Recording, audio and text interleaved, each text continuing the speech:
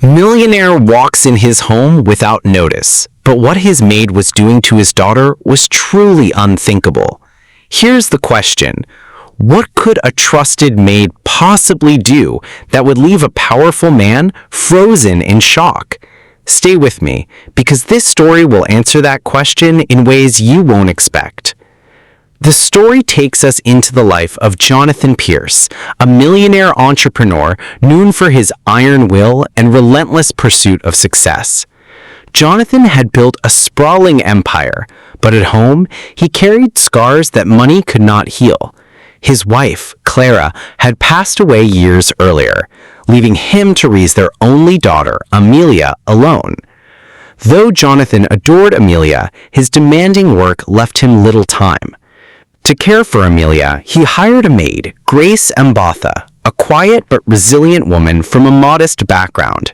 Grace had worked for the family for nearly 5 years, often filling the role of both caretaker and confidant for Amelia. From the outside, Jonathan's mansion was a fortress of luxury, but inside, it was a house of silence, where Amelia's laughter echoed through empty halls, and where Grace's presence often felt warmer than Jonathan's own. It was a late Thursday afternoon when Jonathan wrapped up his business unexpectedly. Deals had collapsed that morning, leaving him restless and searching for comfort. Instead of notifying anyone, he decided to drive home unannounced. The mansion gates opened silently as his sleek black car rolled in. No staff stood ready to greet him, no sign of Amelia at the door. For Jonathan, this was unusual. Normally, Grace ensured the household was in perfect order. But that day, something felt different. Jonathan entered quietly, his shoes barely making a sound against the marble floor. The house smelled faintly of cinnamon and lavender, a scent Amelia loved. He followed the trail of voices, hushed and urgent, coming from Amelia's playroom upstairs. As Jonathan reached the doorway, what he saw made him freeze in place. Amelia sat on the floor with wide, uncertain eyes. Grace knelt beside her, holding Amelia's hand tightly, whispering words Jonathan could barely make out. But it wasn't the sight of their closeness that unsettled him. It was the object Grace clutched in her other hand. A burned photograph of Clara, Jonathan's late wife. The edges were charred as if it had been hidden away in fire, and Amelia's small fingers traced the damaged image as Grace spoke. "You have a right to know the truth, Amelia. Your mother's story? It's not what your father told you." Jonathan's heart pounded. His breath caught in his throat. Why would Grace speak of Clara? And why now, after all these years? Grace's voice trembled, but she pressed on. She told Amelia stories Jonathan had buried, about Clara's struggles, about secrets hidden from the public. She spoke of loneliness, of choices Clara had made, and of betrayals that Jonathan himself never wanted Amelia to know. Jonathan's mind swirled. To him, Clara was sacred, her memory frozen in the perfect image he preserved for Amelia. But here was Grace, shattering that image, exposing truths Jonathan swore he'd never allow his daughter to hear. Every fiber in his body screamed to storm in, to stop Grace at once, but he couldn't move. He stood frozen, his world unraveling with each word. For 10 agonizing minutes, Jonathan listened as Grace spoke. Amelia's eyes welled with tears, confusion painted across her young face. "But why didn't Papa tell me this?" Amelia asked softly. Grace hesitated. She glanced at the burned photo, then back at Amelia. "Because sometimes people think protecting you means hiding the pain. But hiding pain doesn't make it disappear." At that, Jonathan stepped back, retreating silently into the hallway. His chest tightened. His carefully constructed life, the mansion, the wealth, the walls he'd built around Clara's memory, was cracking. That night, Jonathan locked himself in his study. The burned photograph now lay on his desk, retrieved after Grace and Amelia left the room. He stared at it for hours, questions gnawing at him. Who had given Grace that photo? Why was she telling Amelia these things now? And worse, was Grace right? Jonathan had always believed silence was protection. But now, for the first time, he doubted himself. The following days were filled with unease. Amelia seemed distant, her once bright eyes now clouded with questions she was too afraid to ask. Grace, though dutiful, carried an unspoken tension, avoiding Jonathan's gaze whenever they crossed paths. Jonathan began to notice small things he had overlooked before. Amelia confiding in Grace more than in him, Grace's protective presence at Amelia's side, and the way staff whispered when they thought Jonathan wasn't listening. It was as if a hidden thread had been pulled, unraveling the household fabric he thought was secure. One evening, Jonathan searched Grace's quarters in secret. What he found chilled him further. Inside her drawer lay more photographs, some of Clara, some of Amelia as a child, and tucked beneath them a letter, sealed but never sent, addressed to Clara. The contents of the letter shook Jonathan to his core. It spoke of truths long buried, of choices Clara had made that contradicted everything Jonathan had told Amelia. And worse, it revealed that Grace had known Clara personally, long before she became the family's maid. Grace wasn't just a servant. She was a keeper of secrets. Jonathan's world was no longer just shaken. It was on the edge of collapse. Grace had crossed lines Jonathan never imagined. But why? What was her true connection to Clara? And how much of his carefully guarded life had already slipped through his fingers? The mansion felt colder than ever. For 2 days, Jonathan had carried the sealed letter he found in Grace's drawer like a hidden weapon. He replayed every word in his mind until he could no longer bear the weight of silence. Finally, one evening after dinner, he summoned Grace to the study. The air was thick as Grace entered, wiping her hands nervously on her apron. She glanced at the oak desk where Jonathan sat, the sealed letter placed squarely in the center. Jonathan's voice was low, restrained. "Would you like to explain this?" Grace's eyes froze on the letter. Her lips parted, but no words came. Jonathan continued, "I found it in your drawer.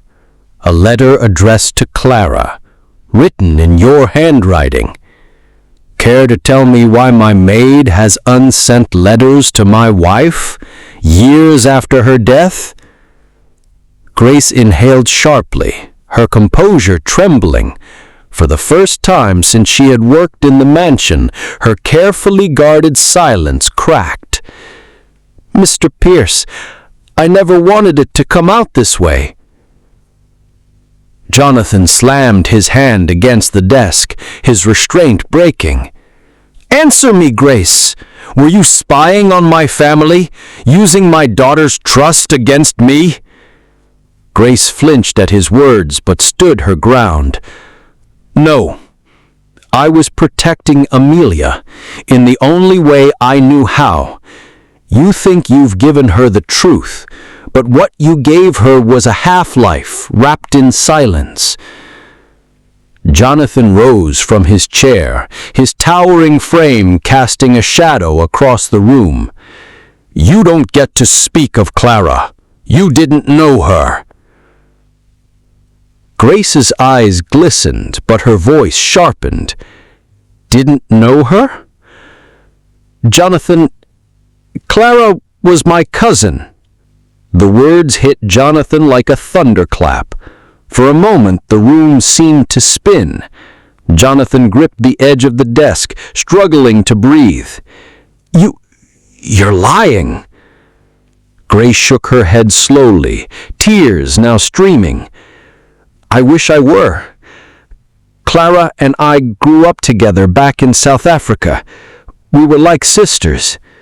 But when she married you, our worlds grew apart. She entered a life of wealth, and I remained in poverty. Still, we wrote letters, until the day she died." Jonathan staggered back, every memory of Clara crashing into him. "Why didn't you ever say anything?" Grace's voice broke. "Because when I came to this house, you didn't hire me to be family. You hired me to serve. And I thought, if I stayed quiet, if I just cared for Amelia, maybe I could keep a piece of Clara alive. But when I saw Amelia growing up surrounded by silence, not knowing who her mother truly was, I couldn't hold it anymore." Neither of them noticed Amelia standing quietly in the doorway, clutching her stuffed bear. Her small voice pierced the tension. "Papa, is it true?" Jonathan's head whipped around, his heart sinking. "Amelia, go to your room." But Amelia didn't move. She looked at Grace, then at her father, her innocent eyes filled with confusion. "You both keep secrets. Mama loved me, didn't she? Why won't anyone just tell me the truth?" Jonathan's chest tightened. His carefully guarded world was unraveling not in private, but right before Amelia's eyes. Grace stepped forward gently, kneeling beside Amelia. "Your mother loved you more than life itself, Amelia. That is the truth. But sometimes love gets tangled in choices, and grown-ups make mistakes." Jonathan felt powerless as Amelia threw her arms around Grace, seeking comfort not from him, but from the maid who was suddenly revealed as blood to her mother. After Amelia had been guided to bed, Jonathan turned on Grace, his face pale with a mix of rage and disbelief. "You had no right to keep this from me. No right to fill my daughter's head with your stories." Grace's expression hardened. "Stories? Jonathan, these aren't just stories. They are her history, and she deserves to know it. You think you know what's best for Amelia? She is my daughter, mine to protect." Grace's eyes flared. Protect or control? There's a difference. The words cut Jonathan deeper than any blade. For years he had justified silence as protection, but now hearing it framed as control, the truth stung. Grace's voice softened as she revealed the truth Jonathan had buried. "Clara wrote to me the week before she died. She said she was scared, not of death, but of leaving Amelia in a world where Jonathan's pride would outweigh his honesty. She begged me, if I ever got the chance, to tell Amelia who she truly was, that she came from strength, from struggle, from love that wasn't perfect but was real." Jonathan's vision blurred with tears he refused to shed. Clara's final letter, a truth he never allowed himself to face. Jonathan slammed the letter back into Grace's hands. "If this is true, then you've betrayed me and honored Clara all at once. But you don't get to decide how my daughter grows up. I do." Grace looked at him steadily. "Then decide, Jonathan. Will Amelia grow up in the shadow of silence or in the light of truth?" The study fell into suffocating silence. The following morning, Jonathan expected Amelia to act as though nothing had happened. Instead, she refused to sit at the breakfast table. She locked herself in her room, only opening the door when Grace came to comfort her. Jonathan's authority was crumbling. His daughter's trust, once fragile, was slipping entirely into Grace's hands, and the whispers among the staff grew louder. The millionaire's fortress was crumbling from within.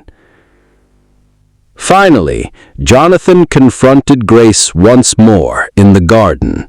The air was thick with the scent of roses Clara had planted years ago. "I should fire you," Jonathan muttered, his jaw tight. "End this now, before you poison Amelia against me." Grace stood tall, no longer trembling. "You can dismiss me, Jonathan, but remember this: secrets don't stay buried. If Amelia does hear the truth from me, she will search for it elsewhere. And when she learns you were the one who kept it from her, she may never forgive you." Jonathan's heart clenched. Grace wasn't threatening him. She was warning him. That night, Jonathan walked the empty halls of the mansion. Every portrait of Clara seemed to stare back at him, judging him.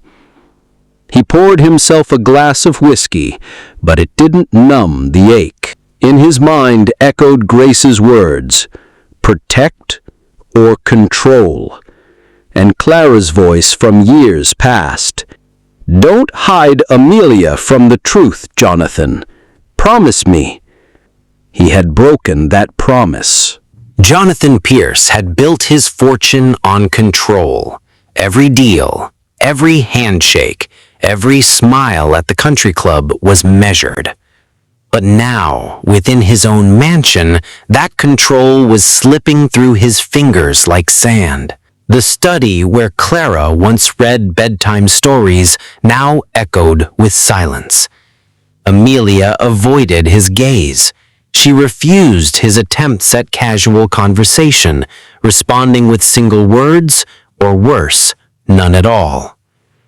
At night, Jonathan heard her laughter through the walls, not with him, but with Grace. The maid's soothing voice carried like a song, and Amelia clung to her warmth as though Grace were her true parent. Jonathan could not bear it. One morning, Jonathan arrived at breakfast with a decision carved into his heart. "Amelia," he began softly, "how would you feel about boarding school? Somewhere prestigious, a place where you'll meet other young ladies of your standing." Amelia's spoon clattered onto her plate. "You want to send me away?" Jonathan forced a smile. "Not away, upward, toward opportunity, toward a future that only I can give you." Amelia's lip trembled. She looked at Grace, then back at her father. "No, I don't want your future. I want the truth." Jonathan's smile faltered. Amelia stood and fled the room, tears streaming. Grace followed quietly, leaving Jonathan alone at the head of his vast table, staring at a feast that tasted like ashes. What Jonathan didn't know was that his walls had ears.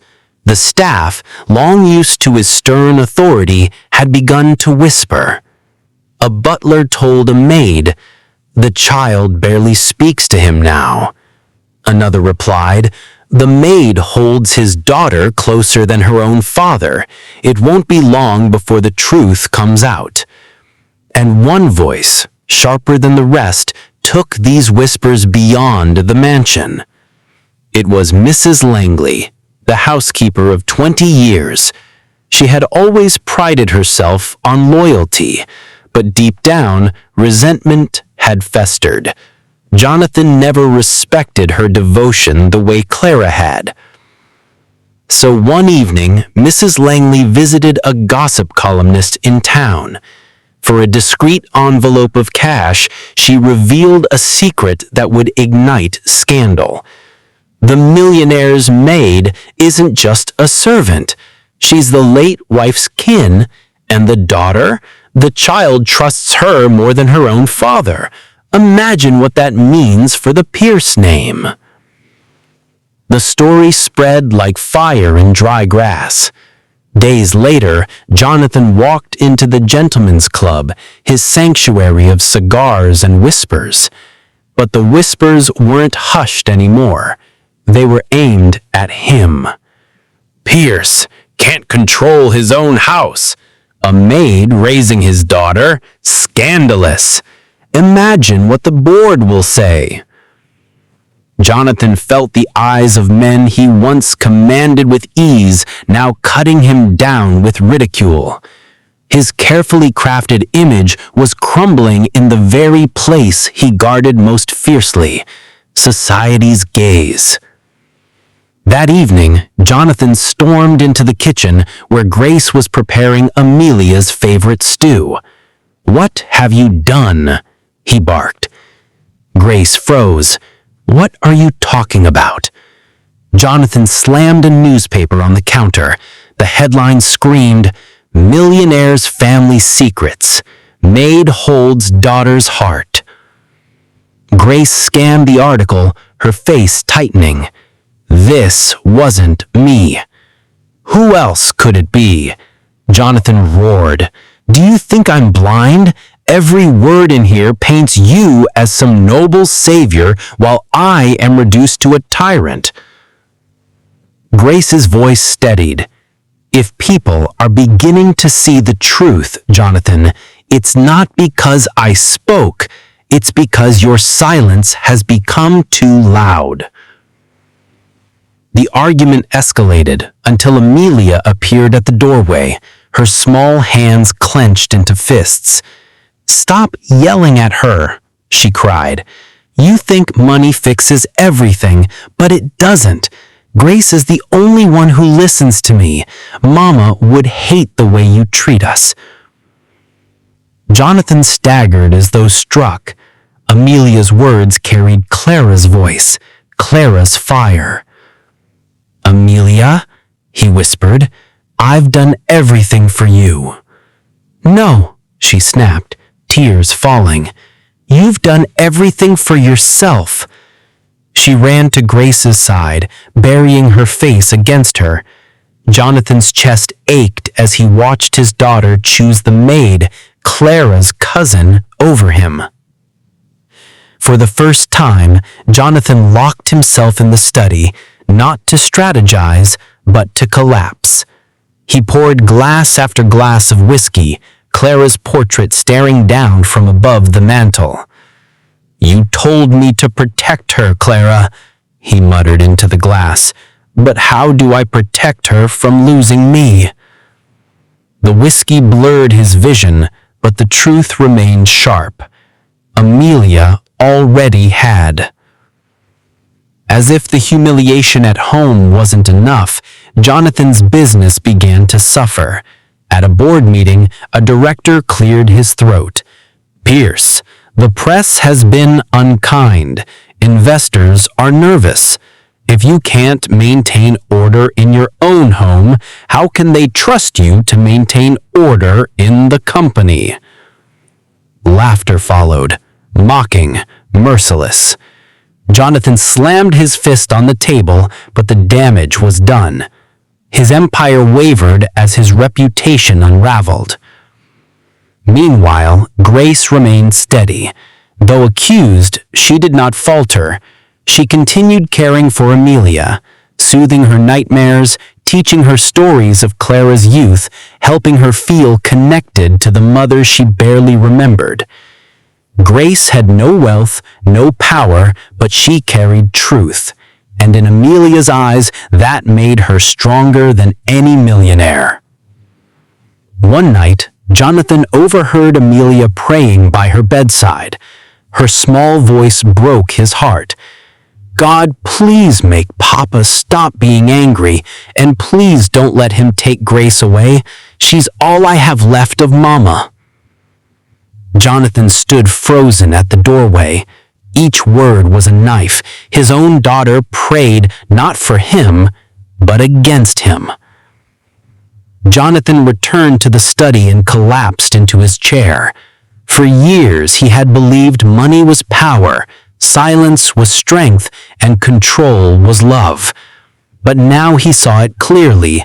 His silence was poison, his control a cage, and his power an illusion. Grace had Clara's blood, Clara's truth, and Amelia had chosen that truth over him. Jonathan Pierce, the millionaire who could buy anything, realized he could not buy his daughter's love. The mansion that once echoed with laughter now groaned with silence. Jonathan Pierce sat slumped in his leather chair, papers scattered around him. The world outside buzzed with rumors, investors pressed harder, and his name had become a spectacle. But none of it compared to the silence upstairs. His daughter refusing to speak with him. For days, Amelia had shut him out completely. Every attempt to knock on her door was met with quiet defiance. She would only open to Grace, whose steady presence grew stronger as Jonathan crumbled. The man who had built an empire could not cross the threshold of his own daughter's heart. The breaking point came on a stormy night. Jonathan discovered Amelia's room empty. Panic clawed at him as he searched the halls, calling her name. Grace, too, was frantic, her hands trembling. Together, they searched the grounds until Jonathan found the back door ajar.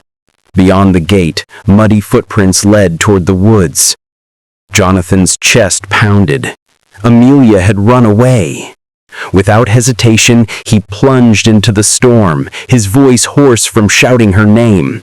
Branches whipped his face, rain blinded his eyes.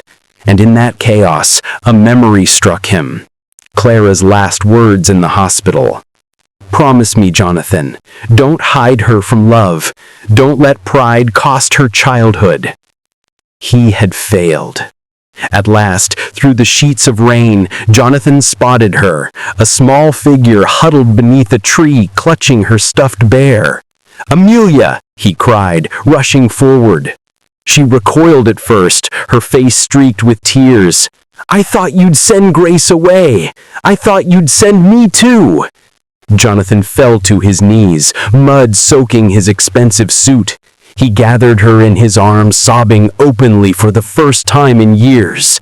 "No, my darling, never you, never again."